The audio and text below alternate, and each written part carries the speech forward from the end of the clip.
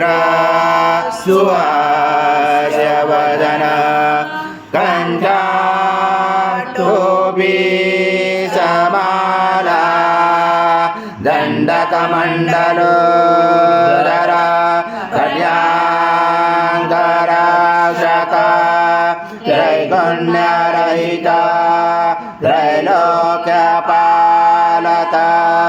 विश्वनायक भक्तवत्सला कलियुगे श्री स्वामी समर्थ अवतार धारक पाहि मां ब्रह्मानन्दं परम सुखदं केवलं ज्ञानमूर्ति द्वन्द्वातीतं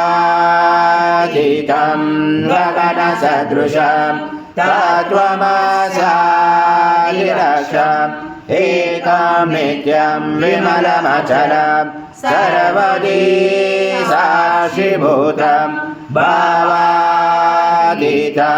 त्रिगुणरहितं सद्गुरुं नमामि गुरुर्ब्रह्मा गुरुर्विष्णु गुरुर्देवो महेश्वरः गुरु साक्षात् परब्रह्म तस्मै श्री गुरवे नमः।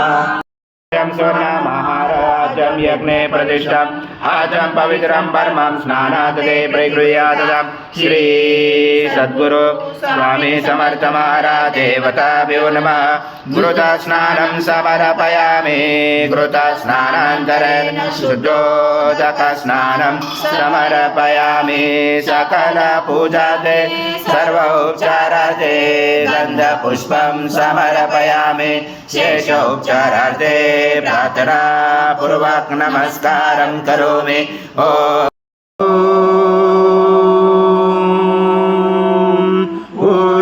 पूर्णब्रह्माय विद्महे परमहंसाय धीमहि तन्नं स्वामी प्रचोदयात्।